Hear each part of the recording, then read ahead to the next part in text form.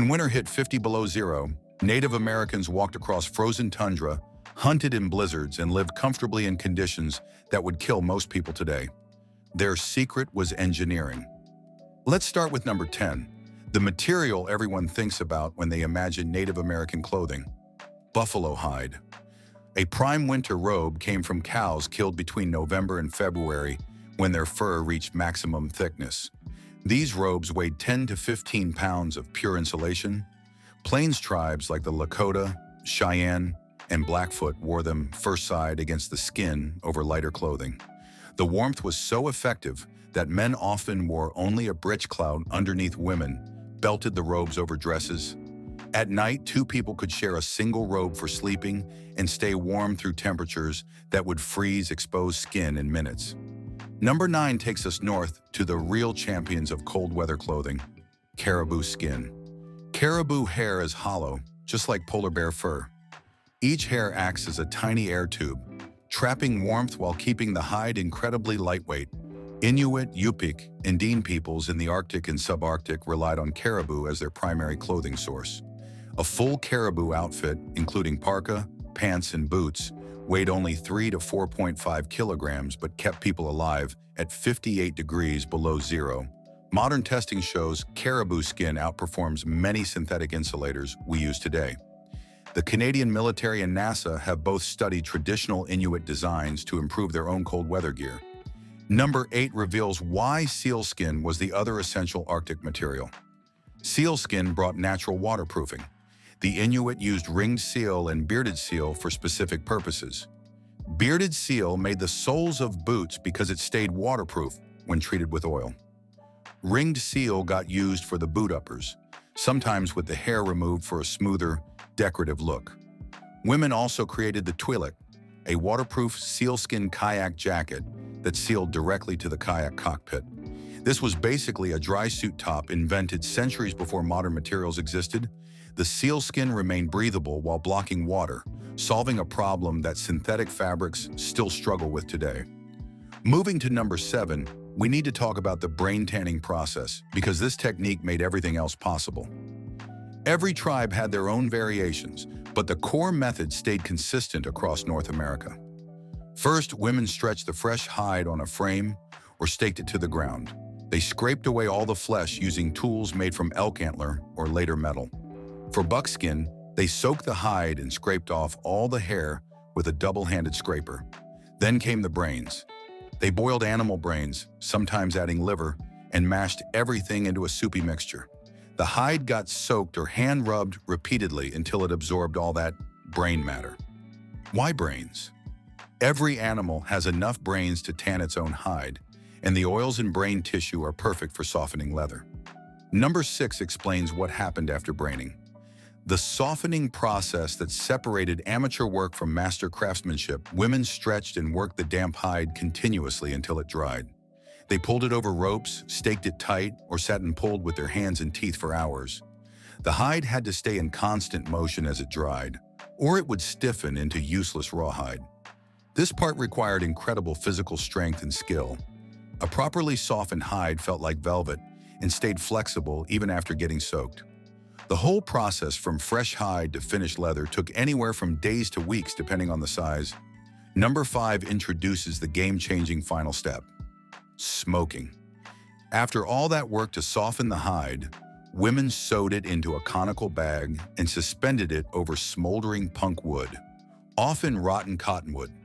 The hide smoked for hours, absorbing phenolic compounds from the smoke. Those compounds bonded with the brain oils and locked in the softness permanently. A smoked hide could get completely wet and still dry soft. The smoke also gave that characteristic golden to deep walnut color and distinctive scent. On the plains, a good buffalo robe lasted years and was worth 10 ordinary hides in 19th century fur trade. Number 4 gets into the layering system that made Arctic clothing the most sophisticated in the world.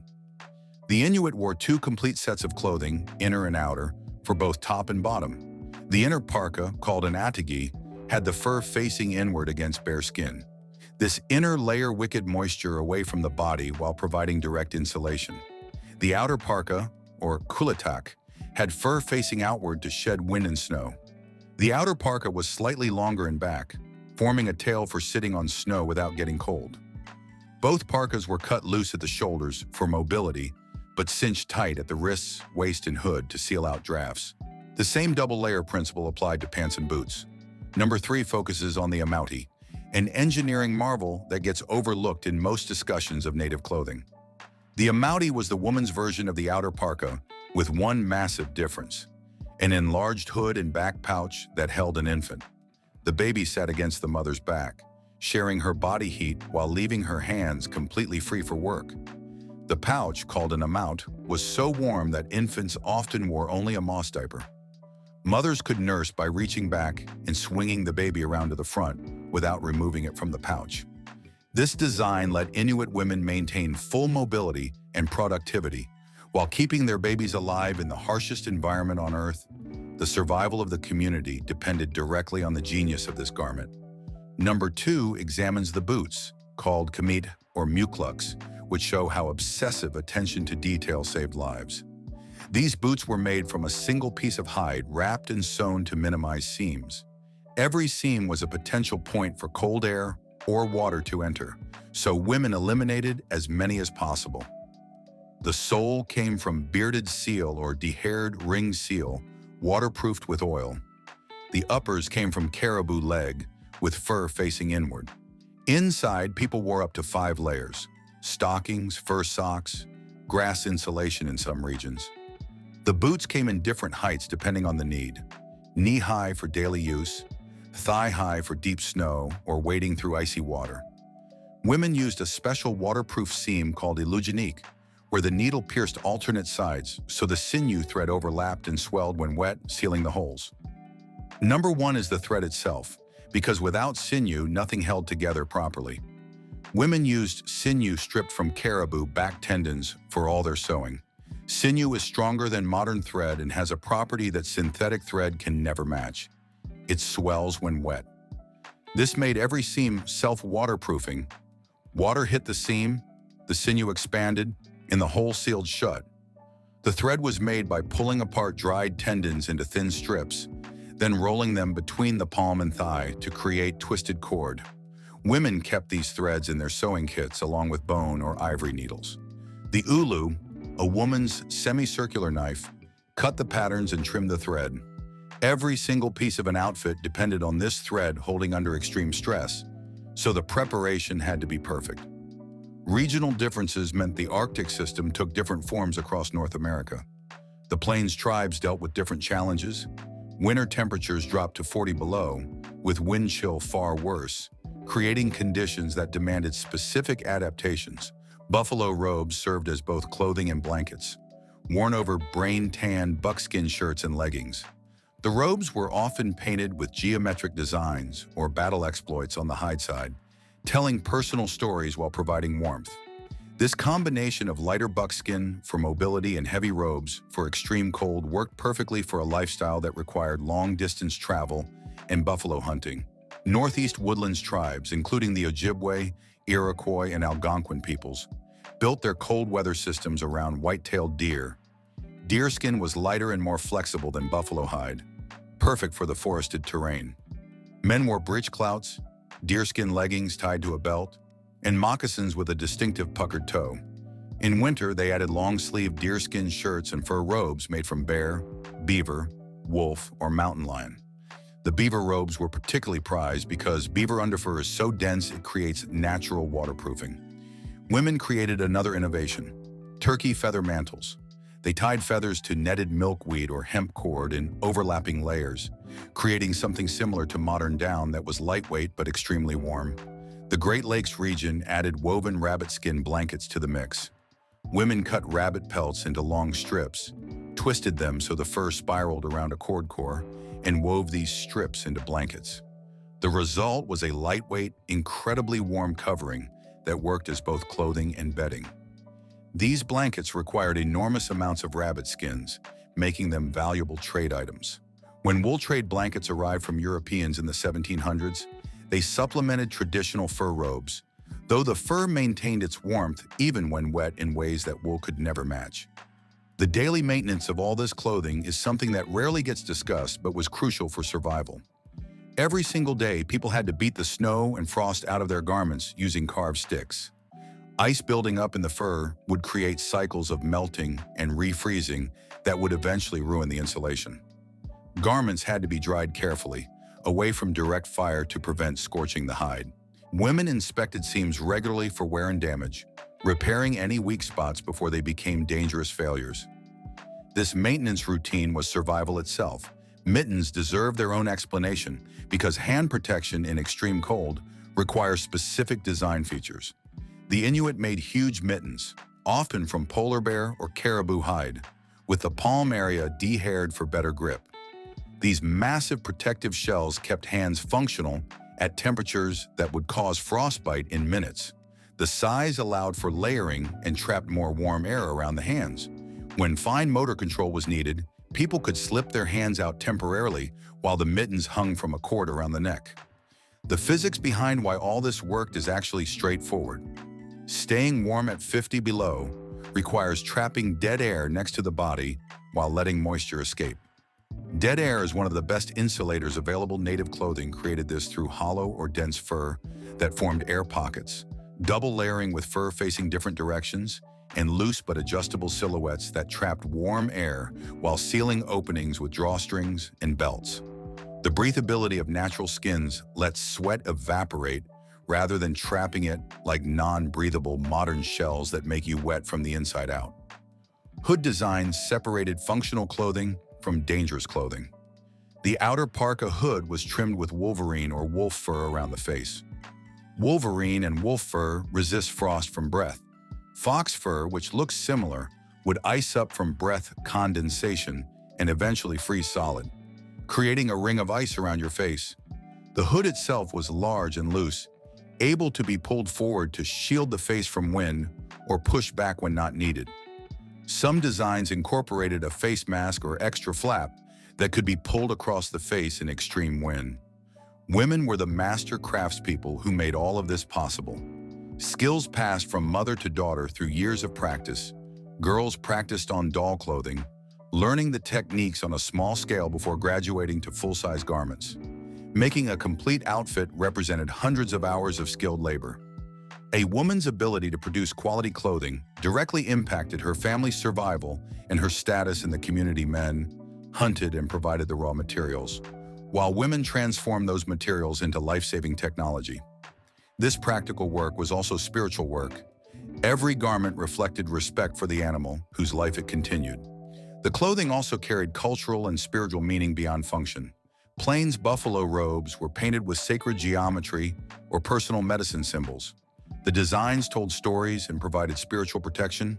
Giving away a finely tanned robe was considered one of the supreme acts of generosity. Northwest Coast peoples like the Tlingit and Haida wove mountain goat wool into legendary chilkat blankets that were warm even when wet.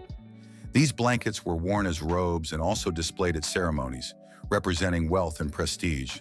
Sea otter fur robes were the ultimate luxury items, worn by chiefs and traded across enormous distances. Subarctic Athapascan peoples, including the Dene, Gwich'in, and Cree, used similar double-layer caribou clothing to the Inuit with different stylistic elements. They preferred longer tunics, pointed hoods, and after European trade began, they incorporated elaborate floral beadwork and silk applique into their designs. When caribou were scarce, they turned to moose hide as an alternative.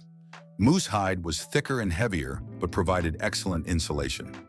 The tanning process was the same: fleshing, braining, softening, smoking. The Northwest Coast and Plateau regions dealt with wet, raw winters rather than extreme cold. Peoples like the Tlingit, Haida, and Salish incorporated different materials into their systems. Cedar bark capes and conical hats provided excellent rain shedding. Mountain goat wool was spun and woven into blankets and robes that maintained warmth even when soaked, a critical feature in a climate where staying dry was nearly impossible. Interior plateau tribes like the Nez Perce used double-layer deerskin or mountain sheep garments similar to subarctic designs, but adapted to their specific terrain and climate. Every part of every animal was used in this system, reflecting a worldview of sustainability and respect.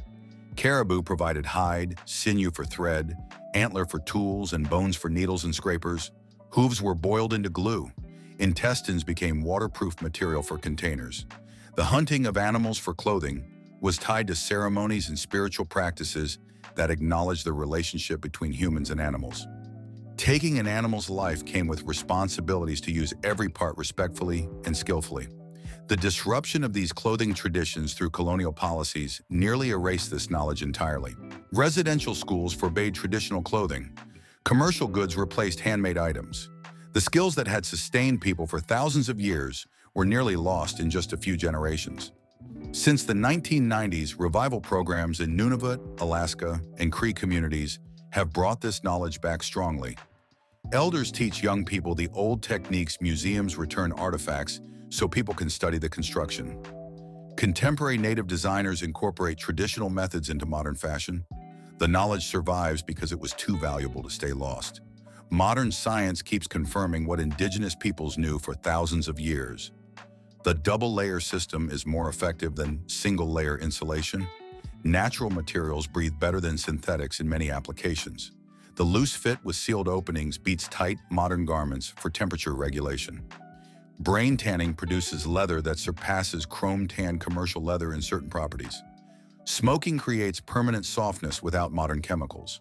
These were optimal solutions to the specific problems they were designed to solve, and they remain so today. A full Inuit outfit provided insulation equivalent to a modern extreme cold weather parka, while weighing far less and staying breathable. The brain tanning process created leather that stays soft after getting wet, something modern leather requires chemical treatment to achieve. The layering systems allowed for precise temperature regulation by adding or removing layers. The waterproofing worked without synthetic coatings. Every element had a purpose, refined over countless generations. The fact that European explorers immediately adopted Inuit clothing when they arrived in the Arctic tells you everything about its effectiveness. Words like parka, anorak, and mukluk entered English directly from Inuit languages because there were no equivalent items in European culture. Explorers who insisted on wearing European clothing often died. Those who switched to native clothing survived. The difference was the difference between life and death. The same pattern repeated across the continent. The mountain men of the Rockies wore plains-style buckskin and buffalo robes. Settlers moving west traded for native-made moccasins because they outperformed boots in many situations. What made all of this possible was knowledge accumulated over thousands of years. Everything came from observation, experimentation, and wisdom passed down through generations. Women knew exactly when to harvest which animals for the best hides. They knew how much brain matter to use, how long to smoke a hide, which would produce the best smoke. They knew how to cut a pattern to minimize waste and maximize warmth. This was sophisticated engineering that worked with natural materials and biological processes. Native American clothing for cold weather represents one of humanity's greatest achievements in adaptation to extreme environments. The clothing kept people alive, comfortable, and mobile in conditions that would quickly kill someone in modern winter clothing. The methods were sustainable, using renewable resources in cycles that could continue indefinitely. The knowledge was democratic, shared throughout the community rather than held by specialists, and the results speak for themselves. Thousands of years of successful habitation in the coldest places humans have ever lived.